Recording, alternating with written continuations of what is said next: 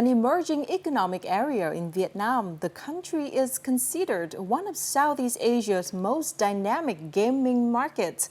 By the end of 2024, the domestic gaming industry recorded revenue of $525 million, ranking fifth globally with a growth rate of 2.5 times higher than the world average and an 8.8% increase compared to 2023.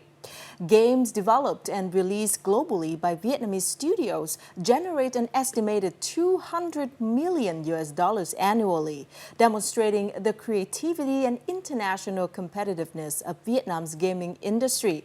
Today, Vietnamese gaming companies are investing in production, cultivating young talent, and accelerating innovation to fuel the industry's next stage of growth. Now, Vietnam has made its mark on global gaming map with outbreak success of Flappy Bird, and in recent years has continued to build its identity through titles rich in local culture, such as Hoa 7554, The Scourge. Local studios are working hard to catch up with global standards. Vietnam's gaming industry is growing fast, with bold ambitions for the future. But beyond impressive numbers, local studios still face major challenges compared to foreign studios. I think the biggest challenge is that our ecosystem is still quite fragmented. Most studios work on their own, and there isn't yet a strong system for collaboration or knowledge sharing. The second challenge is the resources. Now we still limited in funding, in people with global experience, and in access to advanced tools or proper mentorship. As the industry works to overcome these structural limitations, the viewpoints of the gaming community also carry significant weight. I think that there is one thing Vietnamese gaming developers are doing really well already is the fact that they are using the materials from the cultural heritage and also the history of Vietnam. And I think that the fact that they're doing this not only make the game more appealing to the gamer community in Vietnam, but also leave a mark to the gaming community in the global industry. Vietnam's gaming industry holds great promise, and with collaboration and proper support, this promise can be transformed into lasting momentum.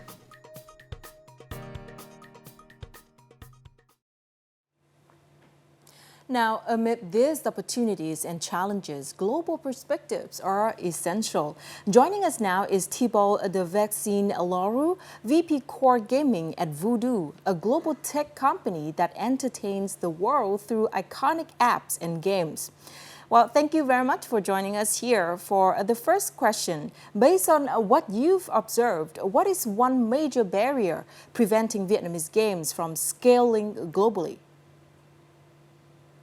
We've already seen some Vietnamese games scaling globally. So it already started. So now the question is, how do you turn these promising signs and these early signs of success into something that is resilient and that is here to stay?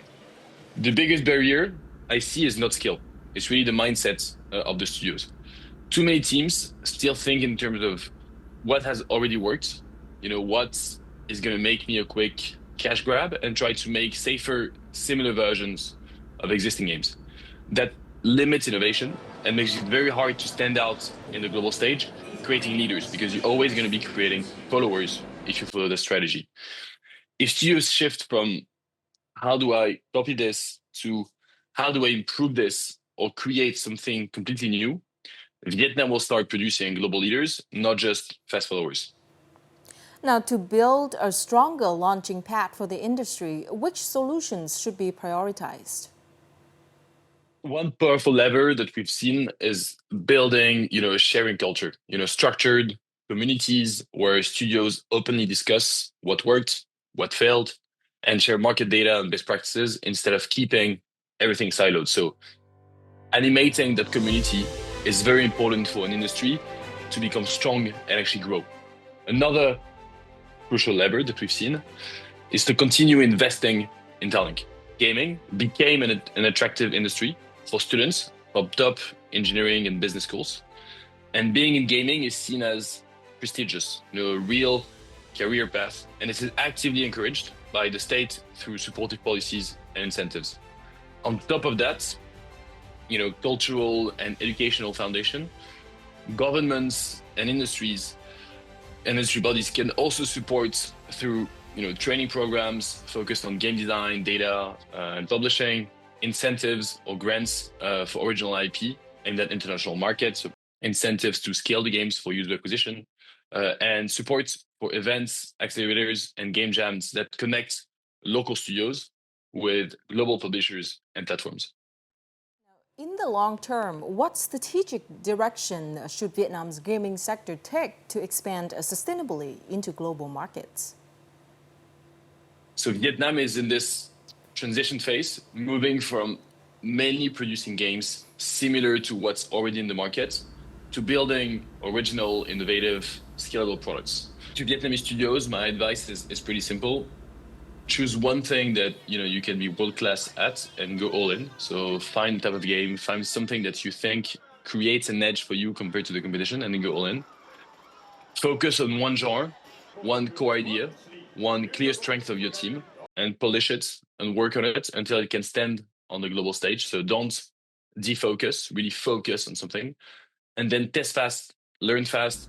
Don't be afraid to kill what doesn't work, and keep pushing the ideas that truly shine, right? So if every studio dares to think this way, not as followers, but as future leaders, Vietnam will not just join the global gaming industry, it will help define it, I think. Well, thank you, Thibault, for your insights.